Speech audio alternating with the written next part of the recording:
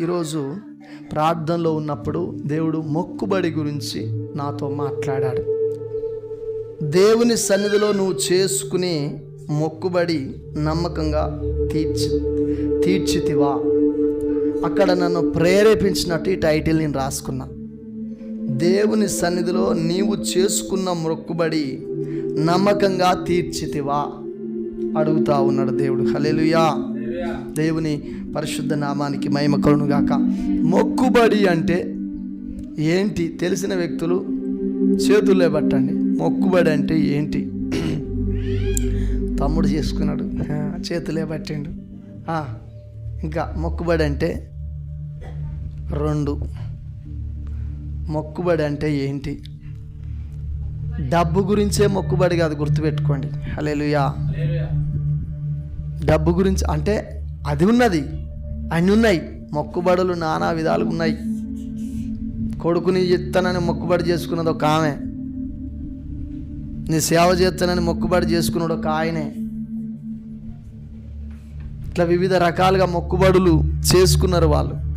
దేవుని నామానికి మహిమ కలుగును గాక. హల్లెలూయా. ఈ మొక్కుబడి దేవుని సన్నిధిలో నీవు చేసుకున్న మొక్కుబడి నమ్మకంగా తీర్చితివా? దేవునికి స్తోత్రం. దేవుని నామానికి మహిమ కలుగును గాక. హల్లెలూయా. చూడండి ఒకసారి 116వ కీర్తన. ఏ వాక్యాన్ని దేవుడు నిన్ను ప్రేమించి ఇచ్చినా ఇది నా కొరకే అని చెప్పి నువ్వు రిసీవ్ చేసుకోవాలి. నీ హృదయం ప్రేరేపిస్తాడు దేవుడు. హల్లెలూయా. ఏం చేస్తాడు? నీ హృదయాన్ని ప్రేరేపిస్తాడు. నిన్ను దీవించట కొరకే నీ హృదయాన్ని ప్రేరేపిస్తాడు. ఓ 10 సార్లు దేవుడు నిన్ను ప్రేరేపిస్తే నువ్వు ఆ ప్రేరేపణకు లోబడినప్పుడుగా నీకు ప్రేరేపణ ఇయ్యడు ఆయన. ఇదివరకు మంచిగా ప్రార్థన చేసినా ఇప్పుడు చేయలేకపోతానా? ఇదివరకు దేవుడు మంచిగా నాతో మాట్లాడిండు, ఇప్పుడు మాట్లాడలేకపోతాడు. ఇదివరకు అనేక సార్లు నిన్న రాజుపాలు పనిచేస్తుండు, నేను బయట కూర్చున్నా. ఒక ఆమె తన భర్త చనిపోయాడు. వాళ్ళిద్దరు అన్యజనులు. వాళ్ళ బిడ్డ దేవుని నమ్మింది. అయితే నమ్మితే ఇంకో గంట అయినాక, గంట కదా అర్ధగంట తర్వాత ఆమె గురించి ఆ వార్త తెలుస్తుంది. ఒక అర్ధగంట తర్వాత వార్త తెలుస్తుంది ఆమె సాగు గురించే. అయితే ఆమె గురించే నాతో దేవుడు ప్రేరేపణ ఇస్తూ ఉండు. వాళ్ళ భర్త దేవుని నమ్మకపోయినా భార్య బిడ్డ కలిసి ఆయనను సమాధి కార్యక్రమమే చేశారు. అందుకనే సరిగ్గా వాక్యం చెప్పలే. ఇవన్నీ నా మనసులో మెదులుతాయి, గమనించండి. హల్లెలూయా. ఇవన్నీ నా మనసులో ఏమవుతాయి? మెదులుతానప్పుడు కొద్దిగా ఆగిన తర్వాత పోయింది అని చెప్పి ఒకరు అంటాను. అరే, ఇంతకు ముందుకే ఆమె గురించి నా మనసులో ఆ తీరని ఆలోచన చేసిన నేను, ఇప్పుడే ఆమె చనిపోయిందా అంటే దేవుడు ముందుగా ఏం చేసిండు? తెలియజేసి. హల్లెలూయా. గమనించండి దైవజనమా. హల్లెలూయా. పాశ్రమకు 3 దినాలు అయితే ఒమిక్రాన్ వస్తుంది. ఒమిక్రాన్ అని వ్యాధి వస్తుంది. అప్పుడు కరోనా చేత అందరూ పీడించబడ్డారు, చాలామంది చనిపోయారు. ఒమిక్రాన్ అనే సమస్య. పాపం ఆమె ఇంటికానే ఉంది. మంచిగా మా పరిస్థితులలో మేము వెళ్తాను, మంచి క్రమంగానే ఉన్నాం. వేరే వ్యక్తులు వచ్చి వాళ్ళ కరోనా వచ్చినాక కూడా అమ్మగారు ఛాయబుత్త తాగి ఆ గిలాసులు ఆమె కడిగింది. ఆ తర్వాత అదే ఒమిక్రాన్ గురించి ఆమె బాధపడ్డది. 3 రోజుల ముందు 20 సంవత్సరాల క్రితము నేను ఒక సినిమా చూసిన, సింహరాశి అనే ఒక సినిమా. గమనించండి. అందులో తన కొడుకుకు దూరంగా ఉంటుంది ఆమె. ఎందుకంటే కుష్టి వస్తుంది ఆమెకు. కిటికీలో ఉండి ఆమె కొడుకుని చూస్తూ ఉంటుంది, బాగా ఎడుతూ ఉంటుంది. ఆ కుష్టి చేత ఆమె ఆ బాధతో ఉంటుంది కాబట్టి ఆమెకు దూరంగా ఉంచాలి. పాలు కూడా ఆమె తాగొద్ది అబ్బాయి అని అంటే, పాపం నడుముకు టవల్ కట్టి తండ్రి పనికి వెళ్తాడు. తల్లి కిటికీ చూస్తూ ఉంటుంది. తల్లి గుండె కాబట్టి బాగా వేదన పడుతూ ఉంటుంది. ఈ దృశ్యము నాకు కనపడుతుంది. ఈ దృశ్యం ఏమపడుతుంది? కనపడుతుంది. ఇదంతా నా మనసులో మెదులుతుంది. 3 దినాల తర్వాత పాశ్రమకు ఒమిక్రాన్ అని వ్యాధి అని తెలిసింది. తెలియగానే అప్పటి వరకు పాస్టమ్మ ఆమె ఒడిలో పడుకొని ముద్దు పెట్టింది. పవిత్ర ఆమె ఒడిలో పడుకున్నది, ముద్దు పెట్టింది. ఏంది పరిస్థితి అయ్యా అంటే, ఒకసారి టెస్ట్ చేయించుకుందాం పో అంటే మా ఇద్దరికి రాలే, ఆమెకు వచ్చింది. అప్పుడు అన్నారు ఈమెకు దూరంగా ఉండండి అని. అంటే మనకు చర్చ్ ఉన్నదంటే చర్చిలో ఉంచితే మా అత్త రాలేదు, గ్యాస్ అయిపోయింది, వంట చేస్తానని. వంట చేస్తున్నప్పుడు సండే ప్రేయర్కి కూడా ప్రజల్ని రావద్దని చెప్పిన. కరోనా కూడా అప్పుడు ఆ ఇబ్బంది పడ్డాడు మన సీనన్నకి, ఇట్లా కూడా వాళ్ళు కరోనా చేత ఇబ్బంది పడ్డారు వాళ్ళు అప్పుడు అదే సందర్భంలో. అయితే ఈ కిటికీ దగ్గరికి వచ్చి ఈమె చూస్తాను, ఏ కిటికీ, ఈ కిటికీ దగ్గరికి వచ్చి మేము అక్కడ కట్టెలు ఆ పొయ్యి అంటు పెట్టుకుంటా, చలికాలం అది, పొయ్యి అంటు పెట్టుకుంటా, ఈ నీళ్లు పెట్టుడు, ఆమె వంట చేసుడు, తానం చేసుకోమనుడు, ఇవన్నీ చేస్తా అంటే ఇళ్ళకెళ్ళి కిటికీలకెళ్ళి చూస్తా. దుఃఖం వచ్చింది నాకు. 3-4 రోజుల ముందే ఈ సీన్ నాకు బయలుపరిచినావు ప్రభువా. హల్లెలూయా, హల్లెలూయా. దేవుడు ప్రేరేపణిచ్చే దేవుడు అయినాడు, ఆలోచన ఇచ్చే దేవుడు అయినాడు. నీతో ఉంటే ప్రేరేపిస్తాడు, లేకపోతే ఎవరు నిన్ను ప్రేరేపించేది? నేను చాలాసార్లు చెప్పిన, తేలు వస్తున్నదని దేవుడు మాట్లాడాడు, పాము వస్తున్నదని దేవుడు మాట్లాడాడు, ఈ సంఘటన జరగబోతున్నదని దేవుడు మాట్లాడాడు. దేవుడు ఉన్నాడు కాబట్టి, నాతో ఉన్నాడు కాబట్టి మాట్లాడుతున్నాను. మీతో లేడని నేను అనట్లేదు, మీ అంతరాత్మలకు తెలుసు. హల్లెలూయా, హల్లెలూయా. కాబట్టి దైవ ప్రేరణ ఏం చేస్తుంది? నిన్ను నశించిపోకుండా కాపాడుతుంది. నాకు కష్టం వచ్చిన ప్రతిసారి నన్ను బలపరిచే మాట ఏందో తెలుసా? దేవుడు అన్నాడు, కష్టములు ఉన్నప్పుడు, రెండోసారి మరలా మీతో చెప్తున్నా, నీతిమంతులు చిగురాకు వలె వృద్ధి చెందుతారు అన్నాడు ఆయన. చిగురు ఏ చెట్టుకైతే వస్తుందో అది అభివృద్ధి వస్తుంది. మరుగుజ్జు రూపం దాల్చే చెట్టుకు ఆకులు ముడతలు పడతాయి. గమనించండి. హల్లెలూయా, హల్లెలూయా. చిగురు రావాలి. అందుకనే కొంతమందితో దేవుడు ప్రవచనాలు చెప్పాడు, 3 బారిన జీవితాలను నేను చిగురింపజేయబోతున్నాను. హల్లెలూయా. దేవుడై ఉన్నాడు ఆయన. హల్లెలూయా. ఆయన ఏమంటాడు? నేనే దేవుడను, మీరే నాకు సాక్షులు అంటాడు ఆయన. ఎట్లా సాక్షులముగా ఉంటాం మనం? ఆయన కార్యాలు నీ జీవితంలో జరుగుతున్నప్పుడు, ఆయన నీ జీవితంలో మేలు చేస్తున్నప్పుడు, ఆ మేలును పొందుకున్న నీవు సాక్షిగా నిలబడుతూ, ఆయన ఇట్లా చేసిండు, అట్లా చేసిండు, ఈ విధంగా చేసిండు, ఇదే సాక్ష్యం. మీరే కదా నాకు సాక్షులు. ఎర్ర సముద్రం 2 పాయలు చేసిన, మన్నా కురిపించిన, పూరేళ్ళనిచ్చిన, బండ నుండి నీళ్ళు ఇచ్చిన, ఇవే మన జీవితంలో సాక్ష్యం. హల్లెలూయా, హల్లెలూయా. దేవుని పరిశుద్ధ నామానికి మహిమ కలుగును గాక. మన దేవుడు గొప్ప దేవుడు అండి. హల్లెలూయా. విశ్వసించాలి, ఆయన పైనే భారం వేస్తూ ఆసక్తితో ముందుకెళ్తా ఉండాలి. దేవుని పరిశుద్ధ నామానికి మహిమ కలుగును గాక. గమనించండి, ఏ మాట కూడా తొందరపడి మాట్లాడకండి, మీ మీదికి వస్తుంది. హల్లెలూయా. నా మీదకి అట్లా వచ్చిన రోజులు చాలా ఉన్నాయి. నేను మాట్లాడిన మాటలు నా మీదకి వచ్చిన రోజులు ఉన్నాయి. ఇప్పుడు కాదు, ఎప్పుడన్నా చెప్తా. హల్లెలూయా. దేవుని నామానికి మహిమ కలుగును గాక. సమయం సందర్భాన్ని బట్టి మాట్లాడతా. 116వ కీర్తన 13, 14 వచనాలు ఒకసారి చూడండి. రక్షణ పాత్రను ఈ మౌతి పౌలు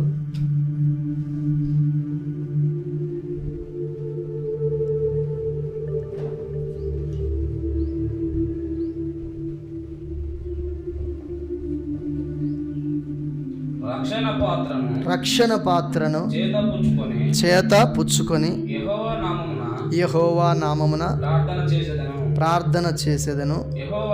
యెహోవాకు నా మొక్కుబళ్ళు చెల్లించదను.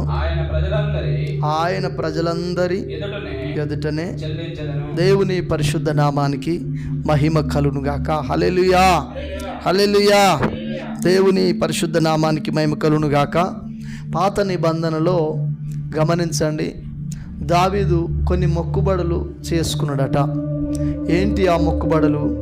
ఒకవేళ తన కొడుకుని రాజ్యానికి ఇస్తానని కావచ్చు, ధనం ఇస్తానని కావచ్చు, లేదా మందిరాన్ని కట్టిస్తానని కావచ్చు, రకరకాల మొక్కుబడి ఆయన చెల్లించుకున్నప్పుడు గమనించండి దైవజనమా, ఆయనే కష్టించి పనిచేసిన సంపాదన ఏం చేసిందంటే, ఆయన ఒక పెద్ద అవేంటి ఇనుప వాటిని మన సందుకలు తెలుసుగా, సందుకలు ఈ రోజులలో బ్యాగులు వేసుకొని పోతారు పిల్లగాళ్ళు, కానీ హాస్టల్లో ఉండేటోళ్ళు చాలా వరకు ఇప్పటికి కూడా ఉండొచ్చు సందుకలు. మా అమ్మమ్మకు చిన్న సందుకు ఉండేది, గింత సందుక, ఎలుకలు ఫుల్గా ఉండేది ఆ ఇంట్లో. ఈ సందుకలు పెడితే అవన్నీ ఉండేది. ఏంటిది? పింఛన్ బుక్కు, మా రేషన్ కార్డు బాపది ఒకటి, గుర్తింపు కార్డు, అప్పుడు ఆధార్ కార్డు లేదు. ఈ సందుకలు పెట్టేది గింతే ఉండేది. ఆ పెట్టే నల్లగా మాగిపోయి ఉండేది. ఎందుకు నల్లగా మాగిపోయేది ఉండేదంటే ఇంట్లోనే పొయ్యిలు అప్పుడు. ఇప్పుడు కిచెన్ కోటి, మన కిచెన్ రూమ్లోకి పోతే నాకు పరిచయం అయితే రోజు ఉండడానికి ఇల్లు లేదు, ఇల్లు గతి లేదు, కిచెన్ రూమే గింత నా ప్రభువా. హల్లెలూయా. ఎంత అద్భుతం, ఎంత అద్భుతం. ఇంట్లోనే పోయి గుడాంబ ఇంట్లో పెట్టేది. నేను గుడాంబ ఇంట్లో పెట్టేది. ఇంట్లోనే తెల్లారుజామున 4 గంటలకు లేచి బెల్లం అంతా దోడి ఫస్ట్ కలబెట్టాలి. ఇంత దూరం నా చేయి వరకే నల్లగా ఉండేది. ఈ చేయిల్లో పెడితే పొద్దునాక మొత్తం ఇర్రుగా నల్లగా ఉండేది. దాకా పెట్టి ఇట్లా కలిపి పెద్ద పెద్ద కుండలు అది తీసి కొలిసి అలా పోసి తొట్టి పైన పెట్టేది, సార తొట్టి. దాని మీద గిన్నె పెట్టి దానికి ఏంది నవారు పట్టె కట్టేది. ఇది ఇంట్లోనే పొగ, పెద్ద పెద్ద చింతకట్టెలు, దూలం పొడుగు పెట్టేది. ఇక అవి నెడతా ఉండేది లోపలికి, బొగ్గులన్నీ ఎత్తిపోసేది. ఇవన్నీ చేసేది ఇంట్లోనే ఉండేది. ఈ పొగ అంతా పోయి ఆ సందుక నల్లగా అయింది. దేవుని నామానికి మహిమ కలుగును గాక. ఇక్కడ దావీదు కూడా అలాంటి సందుకలల్లా బంగారము, వెండి ఇవన్నీ ఏం చేసిందంటే గమనించండి. అయితే ఈయన మనసులో దేవుడు పెట్టిండు ప్రేరణ, ఆ మందిరం కట్టడం కొరకు ఇవన్నీ సిద్ధపరచమని. కానీ నువ్వు కట్టడం కొరకు, ఇప్పుడు నేను కాదు అన్నప్పుడు ఆయనకు కూడా స్వార్థం వస్తుంది. నువ్వే కట్టాలని చెప్పి ఆయన అనలే, ప్రేరేపణ ఇచ్చిండు, మొక్కుబడి చేసుకున్నాడు. ఆలయంలోనికి వచ్చినప్పుడు ప్రతి వ్యక్తిని దేవుడు ఏం చేస్తాడంటే మొక్కుబడికి ప్రేరేపణ ఇస్తాడు. హల్లెలూయా. ఈ ప్రేరేపణకు ఎప్పుడైతే నువ్వు లోబడతావో ఈ ప్రేరణ ప్రతిసారి నీతో ఉంటుంది. గట్టిగా చప్పట్లు కొట్టి ప్రభువు నామమున మహిమపడదాం. ఈ మధ్యలో యూట్యూబ్లలో మీరు వీడియోలు చూస్తున్నారు ఎప్పుడన్నా సడన్గా దేవుని నమ్మిన ప్రజలను దేవుడు ఎంత అద్భుతంగా కాపాడుతాను, యాక్సిడెంట్లను తప్పించడాలు ఇవన్నీ వాళ్ళు పెడతా ఉన్నారు. ఒక వ్యక్తి సైడ్ కాలువ మీద పోయి నిలబడి సడన్గా పక్కకు జరగగానే అది కూలి అందులో పడుతుంది. ఇట్లా ఒక వ్యక్తి దేవుని నమ్మిన ప్రజ సైకిల్ రిక్షా మీద 3 గిర్రల రిక్షా మీద నడి రోడ్డు మీద వెళ్తున్నప్పుడు ఎన్టీవీలో ఇచ్చారు. ఒక పెద్ద లారీ వచ్చి తనను గుద్దబోతా ఉంటే దేవదూతే, ప్రత్యేకంగా ఎన్టీవీ అంటే ప్రైవేట్ ఛానల్ అది, ఈయన మాయమైండు, అక్కడనే పక్కకు తేలిండు. సడన్గా ఇట్లా అంటాడు. లారీ వెళ్ళిపోయింది, లారోడు కూడా పక్కకు ఆపిండు. అంటే ఏమైంది ఈ చరిత్ర? ఎన్టీవీ అది సీసీ కెమెరాలో రికార్డ్ అయింది. ఎంత అద్భుతం అది. హల్లెలూయా. ఈ అద్భుతం చేసేది దేవుడు. అంటే దైవ ప్రేరణ దయ్యం ప్రేరణ 70,000 మందిని చంపింది బైబిల్లో. దయ్యం ప్రేరేపణ. హల్లెలూయా. దావీదుకు వచ్చిన ఒక దయ్యపు ప్రేరేపణ, అంటే ఇశ్రాయేలు చేసిన తప్పును బట్టే దయ్యము ఆయనను ప్రేరేపించిందట. దేవుడు అట్లా అనువదించిండు. గమనించండి. హల్లెలూయా. 70,000 మంది పతనమైపోవడానికి గల కారణం ఏంటి? దయ్యపు ప్రేరేపణ. గమనించండి. ఇద్దరు ప్రేరేపిస్తూ ఉంటారు. దయ్యము ప్రేరేపిస్తుంది, దేవుడు ప్రేరేపిస్తాడు. దయ్యపు ప్రేరేపణలు ఏంటియో, దేవుని ప్రేరేపణలు ఏంటియో నువ్వు ప్రార్థన చేసి నువ్వు బైబిల్ చదివినప్పుడు నీకు అర్థమవుతుంది. నువ్వు ప్రార్థనే చేయకుండా నువ్వు బైబిలే చదవకపోతే నిన్ను మందు కూడా తాగమంటుంది. హల్లెలూయా. బైబిల్లో ఉన్నది. పాత నిబంధనలో కష్టం చేసిన వాడు మద్యమును ఆ కష్టం మర్చిపోవడం కొరకు తాగుమని ఉన్నది. మరి కొత్త నిబంధనకు వచ్చేసరికి మద్యము సేవించి మత్తులై ఉండకుడి, అందులో దుర్వ్యాపారము కలదు అని చెప్పి బైబిల్లో రాయబడ్డది. ఇడు కొత్త నిబంధనకు రాడు కదా, దొరికింది ఒక వాక్యం, దీన్ని పట్టుకొని పోతగాడవుతాడు. దేవుని నామానికి మహిమ కలుగును గాక. అదే పాత నిబంధనలో దానియేలు ద్రాక్షరసాన్ని ముట్టాడా? ముట్టలే. ఎప్పుడైతే తన హృదయాన్ని తను కాపాడుకున్నాడో అప్పుడే దేవుడు ఆ ఐగుప్తు దేశములో ఉన్న ఆ బబులోను దేశములో ఉన్న మరి జ్ఞానుల కంటే, పండితుల కంటే, గొప్ప గొప్ప వ్యక్తుల కంటే లేని జ్ఞానాన్ని దేవుడు దానియేలుకి ఇచ్చాడట. దర్శనాన్ని వివరించగల జ్ఞానాన్ని దేవుడు తనకిచ్చాడట. ఎలా పొందుకున్నాడు? ఒక తీర్మానంలో నిలబడ్డాడు, ఒక పట్టుదలతో. పోయిన వారం మనము చూసుకున్నాం, పట్టుదలను గురించి చూసుకున్నాం. ఆయన పట్టుదలతో, నేను తాగనది, నేను అపవిత్రమైన తినను. నీకు అవకాశం ఉండొచ్చు ఒకవేళ, ఇంకా నేను బాప్తిసం తీసుకోలే, ఇప్పుడు ఏం కాదులే, తినరా, నువ్వు బాప్తిసం తీసుకున్నాక అన్ని పర్ఫెక్ట్ ఉంది, కానీ ఇప్పుడు తిను. ఒకసారి నేను 2 వ్యక్తులతోటి బాప్తిసం తీసుకోలే. 2 వ్యక్తులతోటి నేను ఖానాబ్రహ్మోత్తరం వస్తావారా చిన్న అంటే పోతే ఆ రోజు మీటింగ్ ఉన్నది మనబుద్దలగడ్డలా. పోతే వాళ్ళు కళ్ళు తాగుతారు. అడిగితే నువ్వు బాప్తిసం తీసుకోలేదు కాదురా, ఏం కాదు తాగు అంటే ఓ లోటప్ప అని సీసెడు తాగిన నేను. హల్లెలూయా. ఇప్పుడు కాదు, 16-17 సంవత్సరాల చరిత్ర గమనించండి. హల్లెలూయా. వాళ్ళ సైతాన్ ఏం చేస్తుంది? ఒక చెడ్డ ప్రేరేపణ నీలో పుట్టిస్తుంది. ఏం ప్రేరణ? నిజమే కదా, బాప్తిసం తీసుకోలేదు కదా, యేసుప్రభుకు ప్రేరేపించింది. నీ అందమంతా ఖరాబ్ అవుతుంది, యేసుప్రభు నువ్వు దేవుని కుమారుడు అంటే ఎవరు నమ్ముతాడయా, ఈ రాళ్ళను రొట్టెలు చేసుకొని తిను అని చెప్పి అంటే ఆయన దాని మాటకు లోబడలే. ఎవరి మాటకు లోబడ్డాడు? దేవుని వాక్యానికి లోబడ్డాడు. హల్లెలూయా. ఈ దేవుని వాక్యము తనలో ఉన్నది కాబట్టి ఆయన పడిపోలే. ప్రార్థన జీవితం ఉన్నది కాబట్టి పడిపోలే. దైవ ప్రేరేపణ ఏం చేసింది? తనను కాపాడింది. ఈ కొంతమంది లోక సామెత, ఒరే ఎన్ని మేలోడితే ఒక్క మేలోడతారా దేవుడు అంటారు అనరా? అట్లనే ఎన్నో నువ్వు మంచి పనులు చేస్తున్నప్పుడు నీ మంచితనాన్ని దేవుడు ఏం చేస్తాడు? ఒక మంచి బుక్కులోనికి ఎక్కిస్తాడు. హల్లెలూయా. నీతిమంతులు ఆశీర్వాదాలు పొందుకునే బుక్లో నీ పేరు లిఖించబడుతుంది. ఇప్పుడు జాతి పిత అని ఏదో ఒక బహుమతి ఇవ్వాలని మొత్తం ఎవరికి ఇవ్వాలని కొట్లాడతారు. జాతి పిత అని చెప్పి కొట్లాడతారు. ఇప్పుడు మన మహాత్మా గాంధీ జాతి పిత, అది దేశానికి.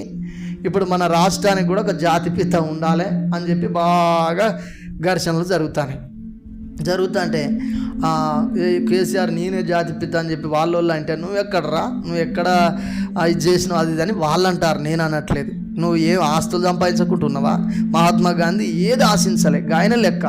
మరి నువ్వు ఏది ఆశించకుంటున్నావా? దళితునికి ఇస్తానన్నావు, ఇచ్చినావు, ముఖ్యమంత్రి పదవి నువ్వు ఆశించినావు, నువ్వు జాతి పిత అస్సలే అర్హత లేదు అని చెప్పి ఆయనను వాళ్ళు అంటారు, నేను అనట్లేదు. హల్లెలూయా. ఇట్లనే ఈ బహుమతుల బుక్కులో నీ పేరున్నప్పుడు దేవుడు అందరికీ బహుమతులు పంచే రోజు అనేది ఒకటి వస్తుంది భూమి మీద. నిన్ను దీవించే రోజు అనేది ఒకటి వస్తుంది. అబ్బా ఫలాని వ్యక్తి చరిత్రగా మారిపోయింది, అయిపోయిందిగా, ఆయన మారిపోయింది. మా ఇల్లు కాలిపోయిన రోజు ఒక ఆయన అన్నాడు అక్కడ స్వయంగా ఉండి, వీళ్ళ దరిద్రత పోయింది అన్నాడు ఆయన. ఇక గుడిసెలుండే దరిద్రత పోయింది వీళ్ళది. వాస్తవానికి అప్పటి నుండి గడ్డి గుడిసె రాలే, మాకు రేకిలిల్లు వచ్చింది. తర్వాత స్లాబ్ ఇప్పుడు 15 సంవత్సరాల తర్వాత. హల్లెలూయా. అన్యుడే కానీ మాట పలికిండు, దేవుడు మాట్లాడిచ్చిండు అనుకున్నా. దేవునికి స్తోత్రం. దేవుని పరిశుద్ధ నామానికి మహిమ కలుగును గాక. నిన్ను కూడా అలాంటి లిస్టులో దేవుడు చేరుస్తాడు. నీవు నీ కృపను కోల్పోకుండా, నీవు దేవుని సన్నిధిలో చేసుకుంటున్న తీర్మానము, మనుషులు లేనప్పుడు, మనుషులు ఉన్నప్పుడు ఒకే పట్టుదలతో నువ్వు జీవిస్తున్నప్పుడు దేవుడు నిన్ను ఆ బుక్కులోనికి చేరుస్తాడు. హల్లెలూయా. హల్లెలూయా. ఆ బుక్లో చేర్చేంత వరకు నువ్వు కష్టపడాలి. చేర్చినాక కూడా ఇక నువ్వు ఆల్రెడీ ఆటోమేటిక్గా ఆత్మీయ క్రైస్తవునిగా మార్చబడ్డ తర్వాత నువ్వు ఆల్రెడీ నీ పరిస్థితిలో నిన్ను నడిపిస్తా అంటే ఆత్మీయతలో విశ్వాసం చూసి కూడా నువ్వేం చేస్తావు? క్రమంలోనికి వస్తూ ఉంటావు. కొన్నిసార్లు విశ్వాసం ఇంత పొద్దుగాలు వస్తుంది ప్రార్థనకు, నేను రావాలని మరో వారం ఏం చేస్తాడు? పాస్టర్ కూడా ముందుగానే తయారవుతాడు. కొన్నిసార్లు నిర్లక్ష్యం వస్తే. హల్లెలూయా. హల్లెలూయా. దేవుని నామానికి మహిమ కలుగును గాక. దావీదు గారు చేసుకున్న మొక్కుబడి ప్రకారము ఆయన అన్నిటి విషయంలో నమ్మకంగా ఉన్నాడు. ఇక్కడ ఆ సందుకలలో బంగారం అంతా తీసుకొచ్చి ఏం చేస్తున్నాడంటే అక్కడ ఇశ్రాయేలు ప్రజలందరికీ చూపెడతాడు. ఇదిగో నేను మొక్కుకున్న మొక్కుబడి, ఇగో చూడండి. అక్కడ ఒక నాతాను ప్రవక్త ఉన్నాడు. సమూయేలు లేడు, సమూయేలు చనిపోయాడు. సమూయేలు తనను అభిషేకించాడు. తర్వాత దేవుడు నాతాను ప్రవక్తను దేవుడు ఏర్పాటు చేసుకున్నాడు. అంటే దీర్ఘదర్శిగా దావీదుకు దేవునికి మధ్యవర్తిగా ఇక్కడ మరెవరు నాతాను ఉన్నాడు. కానీ దావీదు నాతాన్ని సంప్రదించకుండా కూడా అనేక సార్లు దేవుని స్వరాన్ని విన్నాడు. హల్లెలూయా, హల్లెలూయా. తను మొక్కుబడి చేసుకున్న తర్వాత ఆ మొక్కుబడి ప్రకారం, అది ఏ మొక్కుబడి అయినా సరే, దాన్ని చెల్లించుటకు వారి ముందుకు తీసుకొచ్చి దేవునికే నాకు కాదని ఆ యొక్క మరి అప్పుడు ప్రత్యక్షపు గుడారం, ఆ గుడారములో భద్రపరిచిన తర్వాత దేవుడు తను మొక్కుకున్న మొక్కుబడి చెల్లించిన తర్వాత దేవుడు తనను దీవించడం ప్రారంభం చేసిండు. ఏం దీవించిండు? హల్లెలూయా. చూడండి ఒకసారి, మొదటి సమూయేలు 7:18, 2 సమూయేలు 7:18.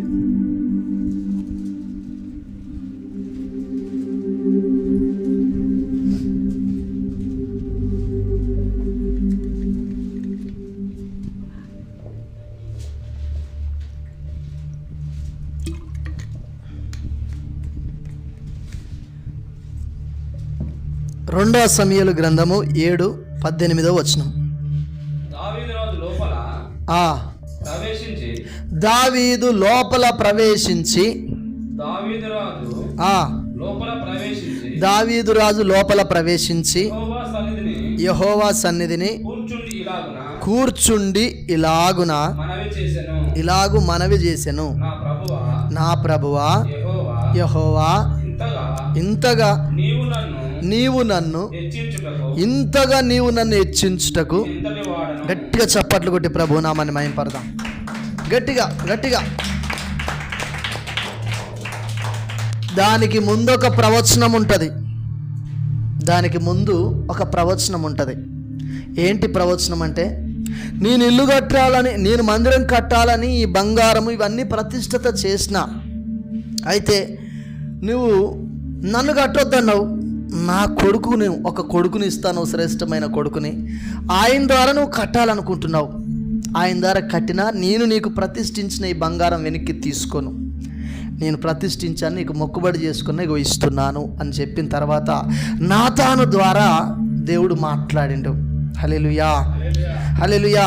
సౌలుకు దూరం చేసిన, పై భాగంలో ఉంటుంది, సౌలుకు దూరం చేసిన కృపను నేను నీకు, నీ పిల్లలకు తరతరాలకు నేను దూరం చేయనిగా, నీలో నుండలే రక్షకుడి లోకానికి వస్తాడు. ఇవన్నీ చెప్పిన తర్వాత తన మనసులో మామూలు సంతోషం కాదు.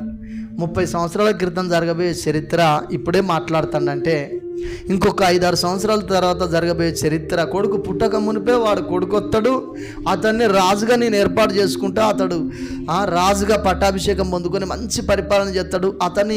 అతడు రాజుగా చేస్తున్న సమయంలో సమాధానం ఉంటుంది యెరూషలేం ప్రాంతంలో. హల్లెలూయా.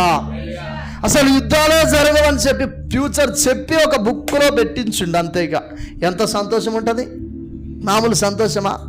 హల్లెలూయా. చిన్న ప్రవచనాలు మీకు చెప్తేనే మీ హృదయంలో సంతోషం కలుగుతుంది.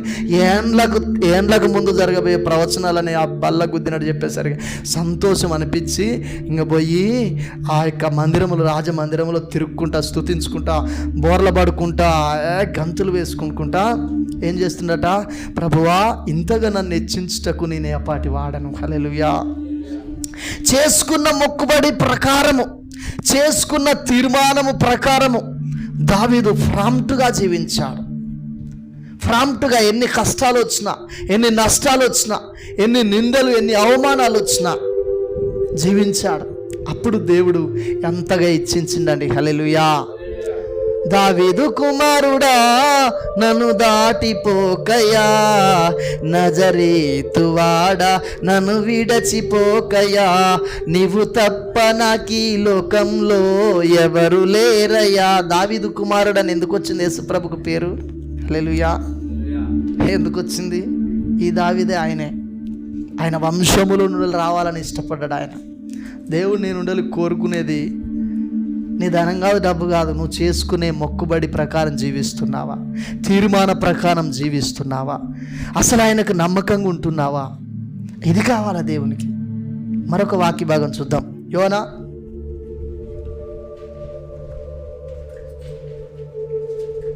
2వ అధ్యాయం 9వ వచనం చూడండి ఒకసారి.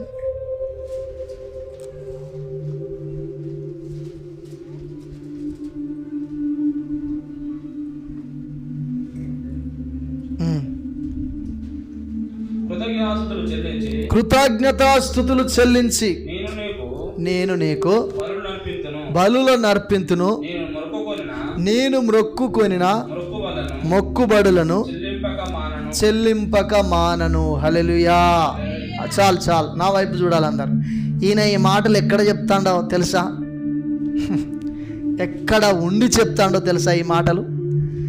సముద్రపు అడుగు భాగములో ఈ ఇల్లంత చేప ఆయనను మింగితే ఆ సముద్రపు అడుగు భాగంలో పోయి పన్నది. అది అటు ఇటు కదిలితే అరుగుతుంది. ఇప్పుడు మనం అమ్మ కడుపు నొత్తందే బాగా తిన్న తర్వాత, బాగా ముక్కలు తిన్న తర్వాత, అసలు 5-6 నెలలు తినకుండా చికెన్ అప్పుడే తిన్నాం మనకి ఎట్లుంటుంది? పొట్టను కోసి పెట్టుకోబుద్ధి అవుతుంది. అలా అవుతుందా కదా? అంత బుగుతి అనిపిస్తుంది నీసు మీద. అలా బాగా తిన్న తర్వాత పొమ్మ కడుపు నొత్తుంది అంటే అటు ఇటు తిరిగిపోరా అంటది తల్లి. అంటదా అనదా? అట్లనే యోనాను కూడా చేప పోయి మింగితే, నువ్వు కదలకుంటే అక్కడ పోయి పండుకో, నా కొడుకు అరుగుతాడు, అరగొద్దు వాడిని మళ్ళా అక్కాల నువ్వు అని చెప్పి చేపకు ఆజ్ఞాపిస్తే పోయి సముద్రపు అడుగు భాగంలో పంటే అక్కడ కొద్దిగానే అందిస్తాడు ఆక్సిజన్. చేప కడుపులో పెద్ద గాలి బుగ్గు ఉంటుంది. దేవుడు ఏ పని చేసినా ఆధారముతో చేస్తాడు. హల్లెలూయా. ఎండాకాలం దీని డోర్లు ఎత్తే మనం ఉండలేము. అర్ధగంట సేపు ఉంటామా? ఉండం. మనమే ఉండనప్పుడు చేప కడుపులా సముద్రంలా ఎట్లున్నాడు ఆయనే? కథ ఇది నాన్ కథ కాదు. యేసుప్రభు అన్నాడు, యోనాను గూర్చిన సూచక క్రియ తప్ప మీకు ఇంకొకటి చూపెట్టను, అంత గొప్ప సూచక క్రియ కనపడ్డది, ఇంకా నమ్ముతలేర్రా అని చెప్పి మాట్లాడడం జరిగింది. సముద్రపు అడుగు భాగమును వెళ్ళి పంటే ఈ చేపకు సరిపడ గాలి ఉన్నది. యోనాకు కొద్దిగా అందిస్తాను. ఇంకెన్ని రోజులు ఉంటావయ్యా, దండం పెడతాను, ఆయన మొక్కుబళ్ళు ఏమైనా చేసుకుంటే ఆయనకు చెల్లిస్తానని చెప్పరాదు అని ఇది అనుకుంటాను చేప. వాస్తవానికి ఈయనే ఆ 2వ అధ్యాయం మొత్తం ప్రార్థన చేస్తాను, నీకు దండం పెడతా అయ్యా, చచ్చిపోతలేను, బతుకుతలేను, నేను నీకు నచ్చినట్టు ఉంటాయిగా. హల్లెలూయా. ఏం చెప్తానట? నచ్చినట్టు ఉంటా. ఇప్పుడు ఆయన గతి ఏంది? లోబడని పిల్లలకు శ్రమ. యెషయా 30వ అధ్యాయం దేవుని వాక్యం అంటుంది, సైన్యములకు అధిపతియగు యెహోవా ఇలాగూ సెలవిచ్చుచున్నాడు, అయ్యో లోబడని పిల్లలకు శ్రమ. చాలా మంది లోబడక శ్రమలు కొని తెచ్చుకుంటా ఉంటారు. ఈయన లోబడకనే సముద్రపు అడుగు భాగములో చేప కడుపులో ఉన్నాడు. అక్కడ చావట్లేదు, బ్రతకట్లేదు. దేవుడు తనను తీర్మానం చేసుకునే విధంగా నడిపిస్తున్నాడు. ఆ నడిపించే సందర్భంలో ఒకవేళ ఈయన సామాన్య సత్తానానికి కఠిన హృదయం కలిగి ఉంటే 120,000 మంది చచ్చిపోతారు ఈడొక్కడు చేయబట్టి. కాబట్టి దేవుడు ఏం చేసిండు? తీర్మానం చేసుకునే విధంగా చేస్తే అప్పుడు ఈయన మొక్కుబడులు ఏంటి? నన్ను ప్రవక్తగా వాడుకుంటే నువ్వు ఎక్కడికి పొమ్మంటే అక్కడికి పోతా. అర్థమవుతుంది నా మాటలు? బ్లడ్ కక్కిన 2,000 ఏళ్ళ నన్ను బతికితేనే సేవ చేస్తా అన్న సిస్టర్ అని ఏం చేసిన సుతారు పని చేసుకుని నా భార్య పిల్లల్ని మంచిగా పోషించుకుంటే అయిపోతుంది అని చెప్పి నేను నా పని మీద నేనున్నా. ఆదివారం నాడు పోతానా, శనివారం ఎక్కడిది, బుధవారం నాడు ఇక్కడనే మాకు ఉపవాస ప్రార్థన ఉండేది. వీళ్ళు కూడా వచ్చారు. అంతేగానా?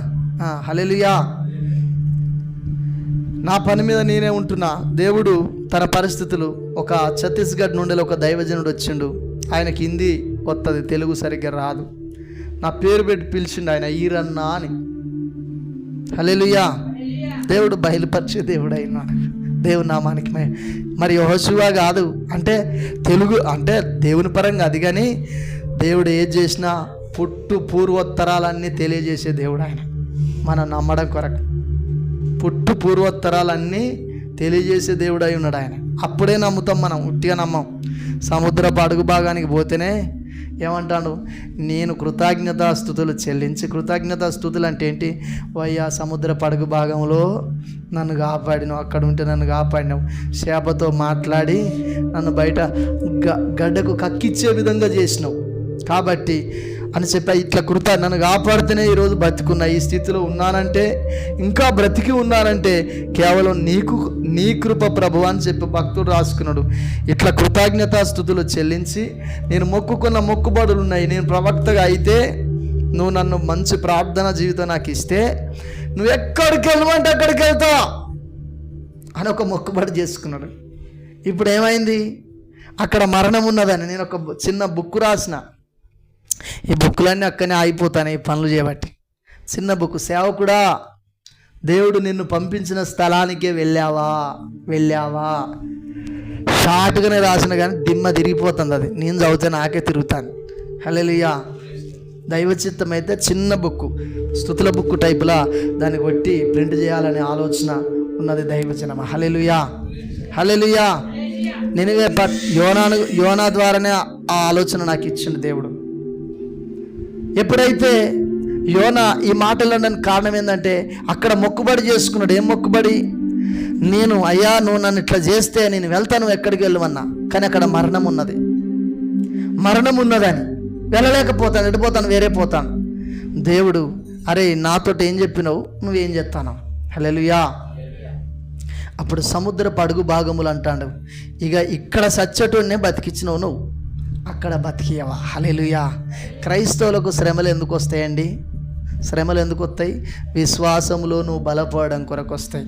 హల్లెలూయా, హల్లెలూయా. కొన్ని ఏరి తెచ్చుకుంటాం మనం శ్రమలు, కొన్ని దేవుడు అనువదిస్తాడు శ్రమలు. అర్థమవుతుందా నా మాటలు? కోరి తెచ్చుకునే శ్రమలు కొన్ని ఉంటాయి, కొన్ని దేవుడు అనువదించే శ్రమలు ఉంటాయి. దేవుని పరిశుద్ధ నామానికి మహిమ కలుగును గాక. అప్పుడు ఆయనలో ఒక విశ్వాసం కలిగింది.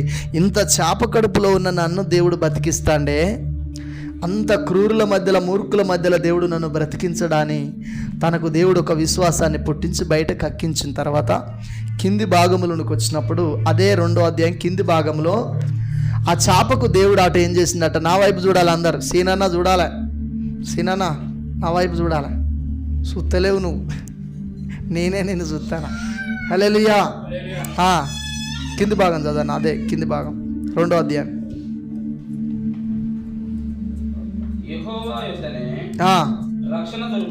ఎక్కడ రక్షణ దొరుకుతుంది? ఆయన సేవించే దేవుని యొద్దనే రక్షణ దొరుకుతుందని అర్థమైంది ఆయనకు.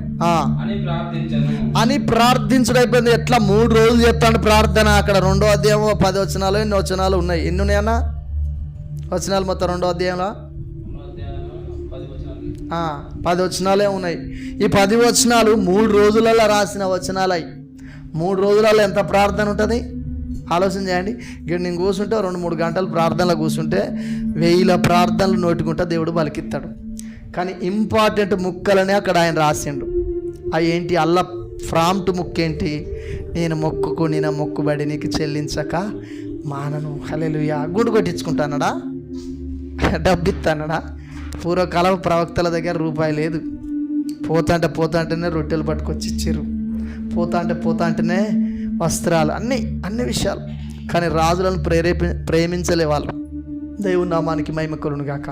ఇట్లా ప్రార్థించడం అయిపోయిన తర్వాత దేవుడాట చేపకు ఆజ్ఞాపిస్తే చేప బయటికి సముద్రపు గడ్డకు తీసుకొచ్చి కక్కిందట.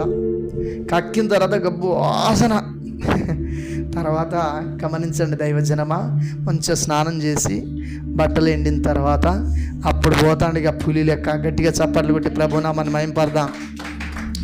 ఇప్పుడు నాకు అప్పగించిన నేను చేసుకున్న మొక్కుబడి ప్రకారం నేను జీవిస్తున్నాయి అని చెప్పి ఆ యొక్క నినివే పట్టణానికి వెళ్ళి ఎప్పుడైతే ప్రవచనం చెప్పడం ప్రారంభం చేసిండో, 3 దినాలు ఉపవాసం ఉండి ప్రార్థన చేసిండో, అప్పుడు ఆ 40 రోజులు అంటే 40 రోజులకు రాబోతున్న కీడు రాకుండా దేవుడు ఏం చేసిండట, తను చేసిన ప్రకటన ద్వారా దేవుడు కాపాడిండు. గట్టిగా చప్పట్లు కొట్టి ప్రభునామాన్ని మహింపడదాం. ఆ ప్రవచనం చెప్పగానే రాజు మొదలు పెడితే దాసి పని చేసుకునే ప్రతి వ్యక్తి వరకు ఉపవాసం ఉండి వాళ్ళు వారి యొక్క చెడుతనం అంతా వదిలిపెట్టి ఈరోజు చర్చికొస్తే ఒక ఆయన మంద ఆగుతాడు, ఒక ఆయన సుట్ట తాగుతాడు, ఒక ఆయన బూతులు మాట్లాడతాడు, ఒక ఆయన అబద్ధాలు ఆడతాడు, ఒక ఆయన మోసం చేస్తాడు, ఒక ఆయన ఇక 6 నెలలకు మారుతా, సంవత్సరానికి మారుతా, ఇవన్నీ చేసుకుంటూ వస్తూనే ఉంటారు. వీళ్ళు ఏం చేశారు? హల్లెలూయా. చెడుతనం అంతా వదిలిపెట్టి దేవుని సన్నిధిలో వేడుకున్నప్పుడే మరణ శాసనం కొట్టివేయబడ్డది. ఆ పట్టణాన్ని దేవుడు కాపాడిండట. ఆల్రెడీ మరణ దూతలు చుట్టూ వచ్చున్నాయి దేవుడు ఆజ్ఞాపిస్తేనే. కొన్నిసార్లు మనం చేసే మిస్టేకులను బట్టి దేవుడు మరణ దూతలను తోలుతాడు. మోస దగ్గరికి తోలిండు మరణ దూత. వెళ్ళింది మోసం చంపాలనుకుంటే భార్య తన కొడుకు సున్నతి చేసినప్పుడు మరణ శాసనం కొట్టివేయబడ్డది. మోస అంతటోనికే జరిగింది, నీకు జరగదా, నాకు జరగదా? హల్లెలూయా. నిర్లక్ష్యం చేయొద్దు దైవజనమా. తను చేసుకున్న మొక్కుబడి ప్రకారము తను జీవిస్తున్నాడు. ఆ తీర్మాన ప్రకారం జీవించడానికి వెళ్తున్నాడు. శ్రమ ఎందుకు వచ్చింది? అట్లా జీవించకపోతేనే వచ్చింది. ఎలా తొలగిపోయింది? ఇక తీర్మానం చేసుకుంటూ తొలగిపోయింది. తిరిగి మరలా ఆరోగ్యవంతుడవడానికి కారణం ఏమైంది? తన ప్రకటన ప్రజలు వినడానికి గల కారణం ఏమైంది? ఆ పట్టుదల ప్రకారం, ఆ మొక్కుబడి ప్రకారం వెళ్ళి సువార్త ప్రకటించిండు. మరణం ఉన్నదని తెలిసిన. హల్లెలూయా. యేసన్న గారి గురించి ఒక విషయం చెప్తా. చెప్పిన తర్వాత ఇంకొక విషయం చెప్పి నేను ముగిస్తా. యేసన్న గారు ఒక దగ్గర మీటింగ్ ఆయనకు డేట్స్ ఇవ్వమంటే ప్రార్థనలో ఉన్నప్పుడు దేవుడు బయలుపరిస్తే డేట్స్ ఇచ్చిండట. ఆ ఏరియాలో కొంతమంది పోకిరిగాళ్ళు ఏం చేశారంటే, ఇప్పటికీ అప్పటికి ఉన్నారు పోకిరిగాళ్ళు. ఈ మీటింగ్ జరగొద్దురా, ఈ మీటింగ్ చెల్లాచెదరు అలా వచ్చేటోని చంపేస్తాం అని చెప్పి ఆ మీటింగ్ పెట్టే వ్యక్తిని బెదిరిస్తే ఆయన ఏం చేసిందంటే, ఈయనకు ఫోన్ చేసి, యేసన్న గారు మరి ఇలాంటి పరిస్థితి, మరి ఇట్లా వాళ్ళు అంటారు, మరి వచ్చే దారిలో కాపులు కాసి నేను చంపుతారట, మరి నువ్వు పెట్టుమంటే పెడతా, లేకపోతే లేదు బంద్ చేద్దామంటే, లేదయ్యా నన్ను దేవుడు ప్రేరేపిస్తే దేవుడు ఆ డేట్స్ ఇస్తేనే పెట్టిన, నేను అట్లా జరగదు, రావడానికి నేను సిద్ధంగా ఉన్నా, పెట్టుకోవడానికి నువ్వు సిద్ధంగా ఉన్నావా అన్నాడట. ఓకే అన్నాడు. అనగానే వాళ్ళు ఆ మేరెక్క అంటే ఎవరు? యేసన్న గారి అన్న. ఆయన కావచ్చు, ఇంకా కొంతమంది కావచ్చు. ఎందుకన్నా తర్వాత ఎంత అవసరం ఆ చేసుడు అది అని చెప్పంటే, దేవుని డేట్ అడిగి తీసుకుంటే ఆయన నాకు ఇచ్చిండు ప్రేరేపణ ద్వారా, దాని ప్రకారం నేను కొనసాగుతా అని చెప్పి ఆ పోతున్నప్పుడు ఎవరిని రమేష్ బ్రదర్ని తీసుకొని వెళ్ళిండట. వెళ్తున్నప్పుడు గమనించండి, అరే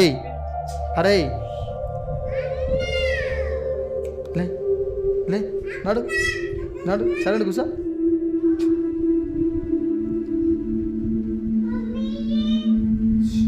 హల్లెలూయా. ఇక పోతున్నారు సాయంత్రం. ఒకవేళ మధ్యాహ్నం ఉదయం ప్రారంభమై సాయంత్రం వరకు, సాయంత్రం అక్కడ మీటింగు, ఉదయం బయలుదేరుతున్నప్పుడు గమనించండి, ఆల్రెడీ ఆ మీటింగ్ స్థలానికి ఒక 3-4 కిలోమీటర్ల ముందు ఒక వ్యక్తి, కొంతమంది బ్యాచ్ అక్కడ కూర్చొని కత్తులు కటార్లు పట్టుకొని ఉన్నారట. హల్లెలూయా. కత్తులు కటార్లు పట్టుకొని ఉన్నారు. ఈయన వెళ్తున్నప్పుడు ఒక హోటల్ దగ్గర ఆగి బొక్కడు భోజనం చేసి వారు వెళ్తున్నప్పుడు అక్కడ ఒక ఈయన ప్రార్థనా మందిరానికి వచ్చిన ఒక యవ్వన బిడ్డ, చెల్లెలాంటి బిడ్డ, తన పిల్లలతో, చిన్న పిల్లలతో ఉన్నదట. ఎడిపోతానవరు చెల్లె అంటే, నేను అత్తగారింటికి వెళ్తున్నాను అన్నయ్య అని అంటే, సరేరా మరి మా ఆటోలో రా అని అంటే ఆటోలో తీసుకుని వెళ్ళినప్పుడు గమనించండి, ఆ చిన్న బాబును యేసన్న గారు ఎత్తుకున్నాడట. ఈ సిస్టరు యేసన్న పక్కెంబడి కూర్చున్నది, మళ్ళీ ఈ పక్క బ్రదర్ కూర్చున్నాడు. వీళ్ళు పోతున్నారట. పోతున్నప్పుడు వాళ్ళు సడన్గా ఆటో ఆపిరట, దుండగులు. ఆటో ఆపిన తర్వాత వాడు ఆ పోకిరిగాడు ఉన్నాడు, చూసిన చంపాలనుకున్నాడు, వాడు ఆ మోరి మీదనే కూర్చున్నాడట. వాడు అరే ఆటో ఆపండ్రా అని అంటే, ఆయన అనుచరులు ఉంటారు కదా పోకిరిగా అనుచరులు, వాళ్ళు వచ్చి ఆటో ఆపిరట. ఆపగానే అరే వాడు వచ్చిండారా, వాడు ఎట్లుంటాడన్నా, వాడు ఎట్లుండే సంగతి తెలియదు, వానికి ఫ్యామిలీ లేదురా అన్నాడట.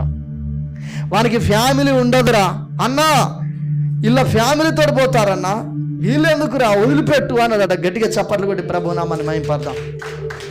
హల్లెలూయా, హల్లెలూయా. మనం ఒక దృఢ నిశ్చయతతో మనం వెళ్తున్నప్పుడు మరణాన్ని తప్పించే దేవుడు అయి ఉన్నాడు. హల్లెలూయా. చూడండి, ఆ సిస్టర్ అక్కడ కలవడం ఏంటి, ఆటోలో తనతో కూర్చోడం ఏంటి, ఈయన ఆ సంకల ఆ బాబుని ఎత్తుకోవడం ఏంటి, వాళ్ళ ఆలోచన ఎట్లా మార్చిండు దేవుడు. ఇక ఒత్తడో అని వీళ్ళు ఇక్కడనే ఉన్నారు, అందరు ఫ్యామిలీలతో. ఆయన ఒక్కడే ఫ్యామిలీ లేనోడు, భార్య లేదు ఆయన. హల్లెలూయా. మీటింగ్ అయిపోయింది, దిమ్మ తిరిగిపోయింది వాంది. హల్లెలూయా. ఎంత అద్భుతం చేసే దేవుడు అయినాడు. ఇవన్నీ కథలు కావు, జరిగిన చరిత్ర.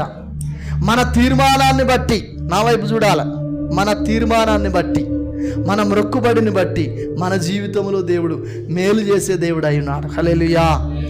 నువ్వు చేసే మొక్కుబడి చిన్నదే కావచ్చు. ఈరోజు నేను ఉపవాసం ఉండి ప్రార్థన చేస్తాను, ఈరోజు నేను ఏది ముట్టనయ్యా అని చెప్పి తీర్మానం చేసుకున్నావు అనుకో, నీ ప్రార్థన ద్వారా కూలిపోయే విమానాన్ని కాపాడతాడు. హల్లెలూయా. మేము ప్రార్థన చేసినప్పుడు దేవుడు ప్రేరేపించిండు అన్న, దేవుడు ఇట్లా కూలిపోయే విమానం కొరకు ప్రార్థన చేస్తే ప్రార్థన చేసిన కాపాడినంటే ఎంత ఘనత నీకు, ఎంత ఘనత. హల్లెలూయా.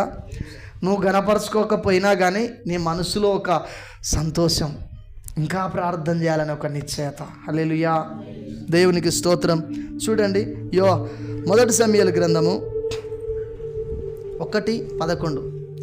చివరిగా ఈ మాటలు చెప్పి నేను ముగిస్తా. ఇటు సైడ్ తిరుగునాను, నువ్వు తిరుగు, పిల్లలతోటి నువ్వు. మొదటి సమూయేలు 1వ అధ్యాయము 11వ వచనం.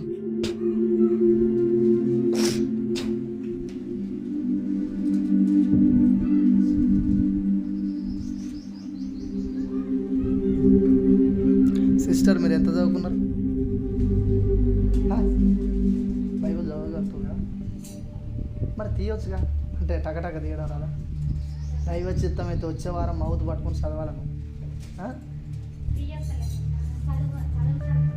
అదే మొదటి సమూయేలు 1వ అధ్యాయం 11వ వచనం. అంటే ఇక్కడ మొదటి అధ్యాయం పెద్ద అక్షరాలతో ఉంటుంది, 11వ వచనం అంటే చిన్న చిన్న అక్షరాలతో ఉంటుంది. ఆ సైన్యములకు అధిపతియగు యెహోవా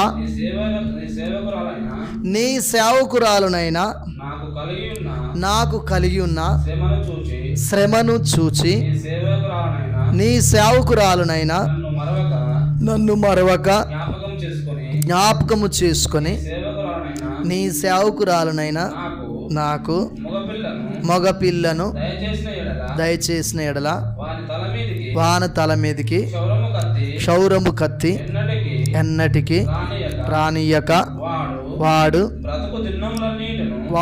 బ్రతుకు దినములన్నింటను నేను వాణ్ణి యెహోవాకు నీకు అప్పగింతునని మొక్కుబడి. గట్టిగా చప్పట్లు కొట్టి ప్రభు నామాన్ని మహిమపడదాం. హల్లెలూయా, హల్లెలూయా. ఈ మొక్కుబడి ఎట్లాంటి తెలుసా? దేవుడు ఇచ్చిన తర్వాత దేవునికి ఇస్తాననే మొక్కుబడి. గర్భఫలం అనేది లేదు ఆమెకు, నువ్వు ఇస్తే నీకు ఖచ్చితంగా ఇస్తా ప్రాంప్ట్గా, అంతే అని ఒక మొక్కుబడి చేసుకున్నది. హల్లెలూయా. నా వైపు చూడాలి, అందరూ నా వైపు చూడాలి, నా వైపు చూడాలి, నా వైపు. ఈమె ఏండ్ల తరబడి, అప్పటికి దాదాపు 40-45 సంవత్సరాలు అవుతుంది, పిల్లలు లేరు. ఇక యాస్ట్ వచ్చింది. ఇన్ని సంవత్సరాలు దేవునికి లోబడలే. ఇక ఇప్పుడు లోబడి, ఎందుకంటే ఆత్మీయ మేలులు చూడలే, శరీరపరమైన మేలు ఏమన్నా చూసిందేమో కానీ ఆత్మీయ మేలు చూడలే. గుండెను ఏం చేసుకున్నది? గుండెను బైబిల్ వాక్యం అంటుంది, మీ హృదయములను దేవుని సన్నిధిలో కుమ్మరించుడి అని బైబిల్లో ఉన్నది. మనము దేవుని సన్నిధిలో హృదయపూర్వకంగా కన్నీళ్ళు విడిచి ప్రార్థన చేస్తే ఏ ప్రార్థనకైనా దేవుడు జవాబిచ్చే దేవుడు అయి ఉన్నాడు. ఈ హన్న కన్నీళ్ళు విడిచి ప్రార్థన చేయడం ప్రారంభం చేసినప్పుడు దైవ చిత్తానుసరమైన దుఃఖం కలుగుతుంది. గమనించండి, దైవ చిత్తానుసరమైన దుఃఖం నీలో కలిగినప్పుడు కొన్ని తీర్మానాలు, కొన్ని మొక్కుబడులు చేసుకోమంటాడు దేవుడు నిన్ను. మనోళ్ళు చేసే పొరపాట్లు ఏందో తెలుసా? అంటాం. అంటే కొంత దుఃఖం వస్తుంది, వచ్చిన తర్వాత ఈ దుఃఖాన్ని అట్లనే సలపాలే. బైబిల్లో 7 రోజులు దుఃఖమును సలిపిరి అని ఉన్నది. సౌలు చచ్చిపోయినప్పుడట వేరే ప్రాంతస్తులు వచ్చి 7 రోజులు ఏడ్చారట ఆయన కొరకు. సమూయేలు చచ్చిపోయినప్పుడు చాలా రోజులు ఏడ్చినట్టుగా బైబిల్లో ఉన్నది. అన్ని రోజులు ఎట్లా ఏడ్చారు వాళ్ళు? బువ్వ తినుకుంటా, చికెన్ తినుకుంటా. లంబడోళ్ళు కనుక ఆ రోజే ఆడనికి వస్తారు, ఇంకా వానికి ఏడుపు ఎక్కడిది? మెండ్రా తినిపంటాడు తాగి. హల్లెలూయా. దేవుని నామానికి మహిమ కలుగును గాక. వాళ్ళు బాగా ఏడుస్తున్నారు. ఇక్కడ నీకు దేవుడు ఏదైనా దుఃఖాన్ని ఇస్తే దాన్ని కంటిన్యూ, ఇంకా నేను ఏడవాలి, నా కుటుంబం మేలు కొరకు. యేసుక్రీస్తు ప్రభుల వారు ఈ లోకంలో ఉన్నప్పుడు, యెరూషలేము కుమార్తెలారా నా కొరకు ఏడతారు ఎందుకు? మీ కొరకు, మీ పిల్లల కొరకు ఏడవండి, నేను సమస్తం ముగిస్తాను, నా పని అయిపోయింది, దేవుడు నన్ను పంపించిన పని నేను సమస్తము చేసి ముగియనున్నాను ఇంకొక 2-3 గంటలలో. మీరు అసలు ఏడవాలి. మీ పిల్లల కొరకు, మీ కొరకు ఏడవండి. ఏడుస్తున్నావా? హల్లెలూయా. మన కొరకు, మన పిల్లల కొరకు ఏడవండి అని చెప్పి పవిత్ర చిన్న చిన్న డిస్టర్బెన్స్లు, గాయపరిచే పనులు కొన్ని చేస్తా ఉంటుంది. మందిరానికి వచ్చినప్పుడు, ప్రభువా సమూయేలు పిల్లల వలె నా బిడ్డ ఉండొద్దు, ఏలీ పిల్లల వలె నా బిడ్డ ఉండొద్దు, సంఘస్థులు కూడా అట్లా ఉండొద్దయ్యా అని బాగా ప్రార్థన చేస్తాను. నా బిడ్డ చేస్తే నా కుటుంబానికి వస్తుంది. ఏంటిది? అవమానం. దేవునికి వస్తుంది. మీరు చేస్తే, మీలో ఉన్న పరిస్థితులు చేస్తే మాకు వస్తుంది, దేవునికి వస్తుంది, మీకు వస్తుంది. ఇలా జరగకూడదు ప్రభు అని చెప్పి ప్రతిరోజు మా ప్రార్థన. హల్లెలూయా. మీరు కూడా ప్రార్థన. అని బాగానే అయింది. కొంతమంది ఇలాంటి మూర్ఖత్వం ఉంటుంది. మూర్ఖత్వము గృహదేవతను పూజించిన దానితో సమానం. మూర్ఖత్వమును ఎప్పుడైతే మనం కనపరుస్తామో, ఒక గృహదేవత ఉంటుంది. మనం ఇంట్లల్లో ఇప్పుడు ఏం చేసుకుంటారు, ఒక్కొక్క ఇంట్లో టెంపుల్ కట్టుకుంటా ఉన్నారు, గుడి కట్టుకుంటా ఉన్నారు. ఆ దేవతను పూజించిన దాంతో సమానమని ఆయనే చెప్పిండు ఆయన సమూయేలు ద్వారా. ఇక నువ్వు పూజించాల్సిన అవసరం లేదు, దేవుని ఎప్పుడో తీసేసినావు. ఏడ తీసేసినావు? నీ మూర్ఖత్వమే నువ్వు పూజించినట్టు గృహదేవతను పూజించిన దాంతో సమానం అని దేవుడు అంటాడు. దేవుని పరిశుద్ధ లోబడకపోవడం అంట బహు దారుణమైన పరిస్థితి అట. గమనించండి. హల్లెలూయా, హల్లెలూయా. ఇప్పుడు ఎక్కడున్న మన సమూయేలు, ఆమె బాగా దేవునికి లోబడలే.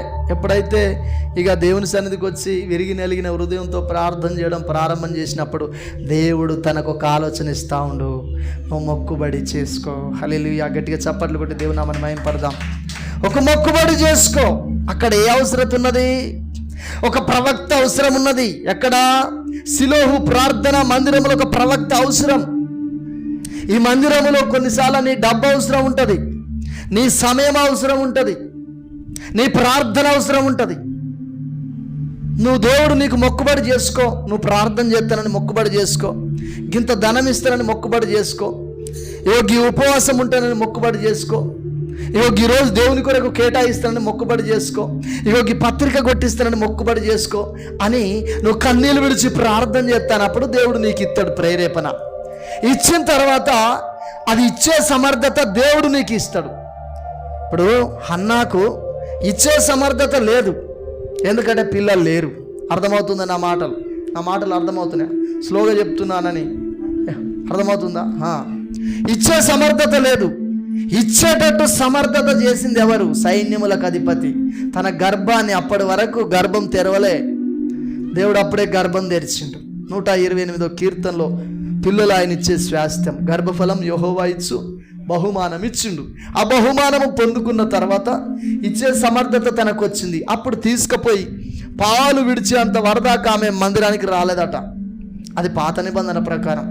ఏటేట వాళ్ళు ప్రార్థనకి వెళ్ళేది. పురుషులైతే సంవత్సరానికి 3 సార్లనే పోయేది. దేవుని నామానికి మహిమ కలుగును గాక. హల్లెలూయా. ఈమె ఆ పాలు విడిచేంత వరకు, పాలు ఎప్పుడు విడుస్తారు? అల్లారు ముద్దుగా పెంచుకునేది కాబట్టి ఆ 5 సంవత్సరాలు ఇచ్చింది కావచ్చు. అప్పటి వరకు ఇంకా పిల్లలు కాలే, ఒక్కడే. ఎప్పుడైతే ఈమె త్యాగముతో ఒక్కగానై ఉన్న ఒక్క కొడుకును దేవుని సన్నిధికి అప్పగించిందో చూడండి ఒకసారి. 2వ అధ్యాయం, అదే మొదటి సమూయేలు గ్రంథం 2వ అధ్యాయము 20-21 వచనం చదవండి. త్వరగా నువ్వు కూడా ఒకవేళ తీస్తే స్వరం ఎత్తి చదువు సిస్టర్.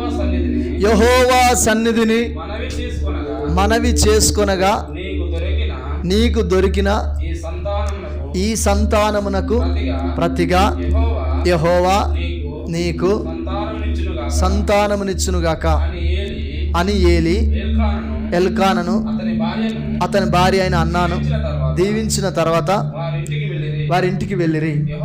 యెహోవా అన్నాను దర్శింపగా తన గర్భవతి అయి 3 కుమారులను 2 కుమార్తెలను. గట్టిగా చప్పట్లు కొడదాం. హల్లెలూయా. మరి 5 సంవత్సరాలు ఎందుకు దర్శించలే? పాలు, నేను 5 అంటానా? కొంతమంది సంవత్సరానికే పాలు వదిలిపెడతారు. అల్లారు ముద్దుగా ఒక్కగానొక్క కొడుకు ఏండ్ల తరబడి వైరి తిట్టింది, ఘోరమైన పరిస్థితులు. కాబట్టి 5 సంవత్సరాలు ఇచ్చింది, వీడు ఉండడు నా దగ్గర అని. ఈ 5 సంవత్సరాలు ఇచ్చుకుంటా నీవు నా కుమారుడా, నేను దేవుని సన్నిధిలో సిలుహు ప్రార్థన మందిరములో నేను మొక్కుబడి చేసుకుంటే పుట్టినో నువ్వు దేవుడే స్వయంగా నిన్ను ఇచ్చిండు. ఆ మందిరములో నువ్వు ఉండాలంటే నీ జీవితాన్ని సమర్పించుకోవాలి. ఆ మందిరంలో నువ్వు ఉండాలి, నీ జీవితాన్ని సమర్పించుకోవాలి. నువ్వు పెళ్లి చేసుకుంటావా, చేసుకోవా, ఇది నాకు కారణం కాదు. అక్కడ ఏలి ఏదైతే చెప్తాడో పాస్టర్ గదే నువ్వు చేయాలి.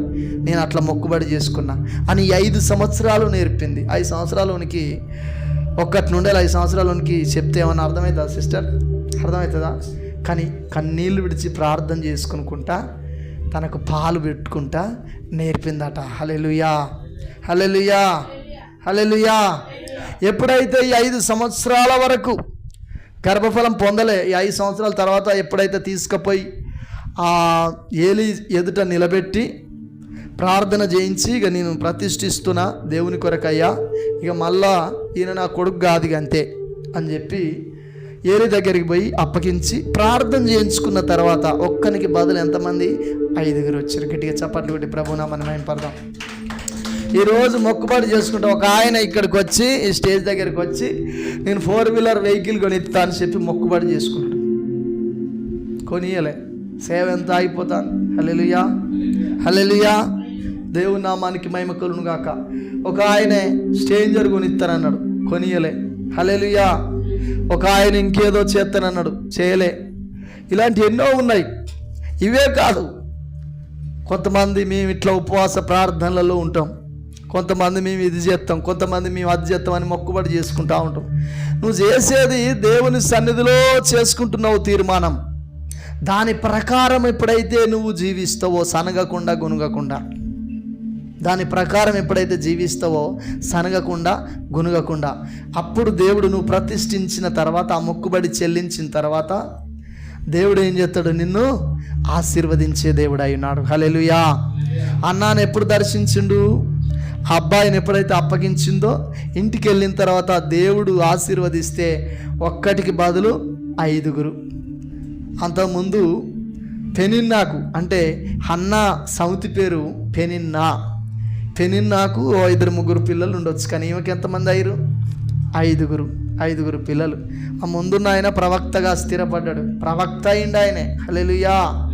నీ తీర్మాన ప్రకారము నీ పిల్లలు దీవించబడతారు. కొంతమందికి చెంచల మనసు ఉంటుంది, ఇక్కడ మంటతో వెళ్తారు, ఇంటికి పోగానే చల్లబడతారు. ఇంటికాడున్న దయాలకు నీవు ఛాయిస్ ఇవ్వడం కాదు, నీ మంట తగ్గొద్దు. నువ్వు ప్రార్థన చేయలేని స్థితిలో ఉంటావు కావచ్చు, చైర్లో కూర్చొని స్తుతించు, ప్రార్థన చేయి, నువ్వు చేసుకున్న మొక్కుబడి ప్రకారం జీవించు. దేవుడు నిన్ను నిశ్చయముగా ఆశీర్వదించే దేవుడు ఆయన. 1 సంవత్సరం అట్లా చేసి చూడు, దేవుడు నీ కొరతలన్నీ తీరుస్తాడు, నీ సమస్యలన్నీ తొలగిస్తాడు. డబ్బు ఉంటుంది, సమాధానం ఉండదు. ఎందుకు? హల్లెలూయా. నిన్న కౌరెల్లి చర్చ్కి వచ్చిండు. చర్చ్కి వస్తే పాస్టమ్మ వాక్యం చెప్తాను. చర్చ్కి వచ్చిండు, పాయ అయిందట, కథం వెళ్ళిపోయిండు ఆయన. మళ్ళీ సాయంత్రం వచ్చిండు. వచ్చిన తర్వాత నేను అప్పుడు రొట్టె తింటాను, తమ్ముడు నేను గిట్ట రొట్టె తింటాను, ఆయనకు 2 రొట్టెలు పెడితే తిన్నాడు, ప్రార్థన చేయించుకున్నాడు. నేను అసలు ఇవాళనే చచ్చిపోతా అనుకున్నా అంటాను. నిన్ను దేవుడు నీ మనవరాన్ల పెండ్లి అయ్యేదాకా బతికిస్తాడు అని అంటే, ఓ అప్పటిదాకా బతనా? దేవుడు బతికిస్తాడు, విశ్వాసం ఉంచు. హల్లెలూయా, హల్లెలూయా. దేవుని నామానికి మహిమ కలుగును గాక. దేవుడు అలాంటి ఆయుష్నిచ్చే దేవుడు అయి ఉన్నాడు ఆయన. తొందరపడి మనమే నేను జత్తి అయిపోవు, నేను ఇజ్జెత్తి అయిపోవు. హల్లెలూయా, హల్లెలూయా. గమనించండి దైవజనమా, మొక్కుబడి అనేది చాలా ఇంపార్టెంట్, తీర్మానం అనేది చాలా ఇంపార్టెంట్.